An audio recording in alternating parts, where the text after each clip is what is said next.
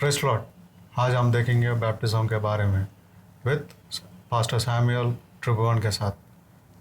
पहला सवाल, बैप्टिज्म का मतलब क्या होता है?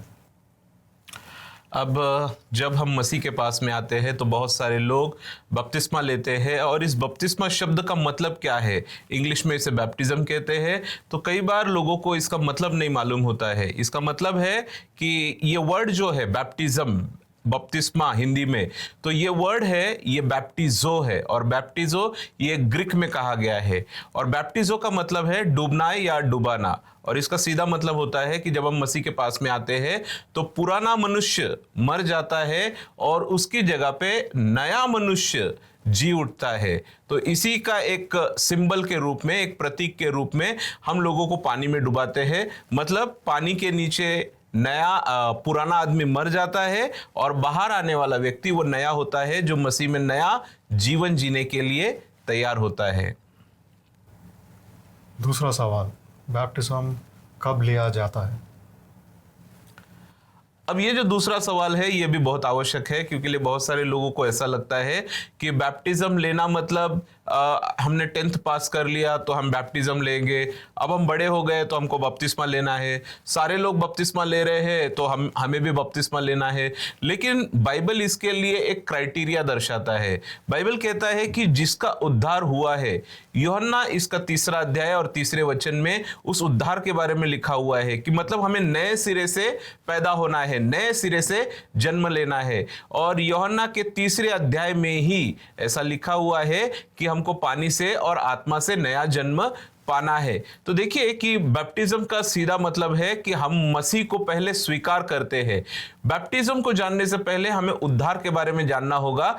उद्धार का मतलब होता है कि हम प्रभु को अपना उद्धारकर्ता करके स्वीकार करते हैं, हम अपने पापों के लिए प्रायश्चित करते हैं और प्रभु को अपने जीवन में स्वीकार करते हैं कि यही मेरा प्रभु है जिसने मेरे पापों के लिए क्रूस पर गया, मेरे लिए जान दिया, और यही मेरा परमेश्वर है जो मुझको स्वर्ग लेके जाएगा। और जब हम ऐसा विश्वास रखते हैं हमारा उद्धार होता है, और हर उद्धार हुए व्यक्ति को बपतिस्मा लेना यह आवश्यक है, क्योंकि लिए मत्ती रचित सुसमाचार इसके 28वें अध्याय में यीशु मसीह ने आज्ञा दी है कि तुम जाओ जगत के हर कोने में जाके लोगों को चेला बनाओ और उन्हें बपतिस्मा दो।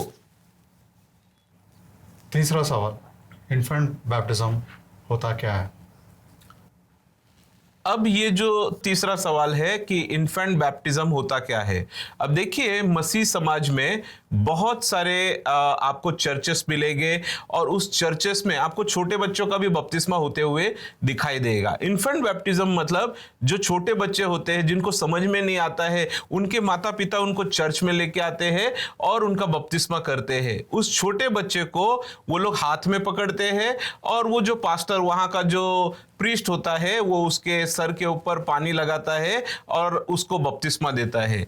अब मैंने जैसे पहले ही कहा, जैसे हमने पहले ही प्रश्न के अंदर आपका डाउट क्लियर किया कि वो बैप्टिजो शब्द से आया हुआ है, मतलब पानी के नीचे डूबना।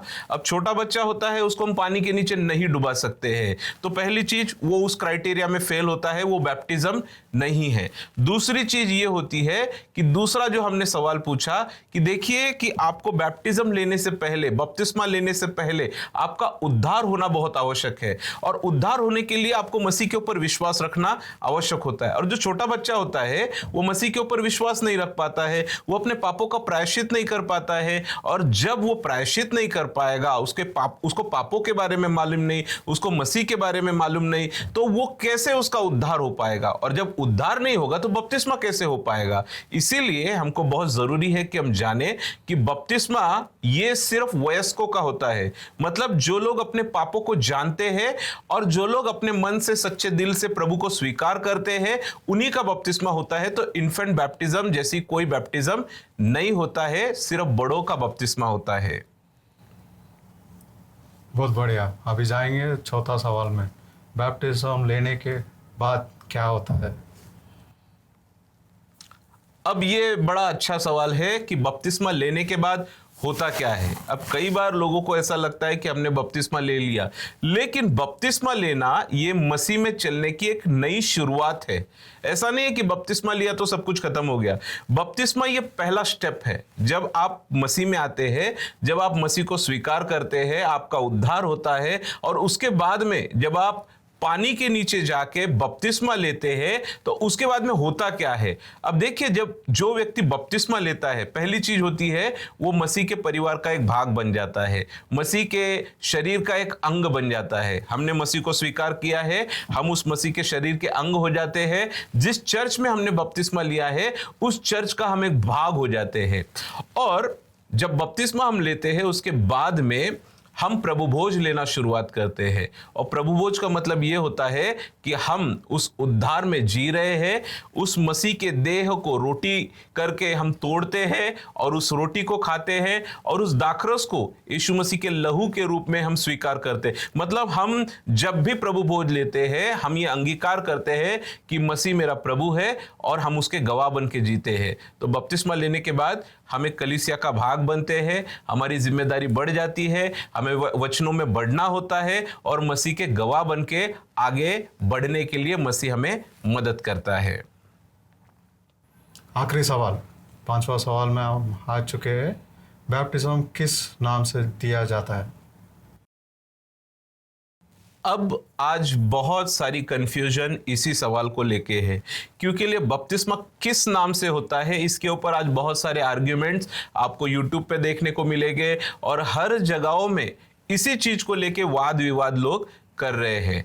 अब मत्ती रचित सुसमाचार 28 अध्याय में यीशु मसीह ने क्लियर स्पष्ट रूप से कहा है कि तुम लोगों को चेला बनाओ और उन्हें पिता, पुत्र और पवित्र आत्मा के नाम से बपतिस्मा दो। जब यीशु मसीह खुद कहता है कि पिता, पुत्र, पवित्र आत्मा के नाम से बपतिस्मा दो, तो हमें उसी नाम से और उसी प्रकार से बपतिस्मा देना होता है। कई सारे लोग आज कहते हैं कि सिर्फ यीशु मसीह के नाम से बपतिस्मा देना है, और बहुत सारी कंफ्यूजन वो क्रिएट कर रहे हैं।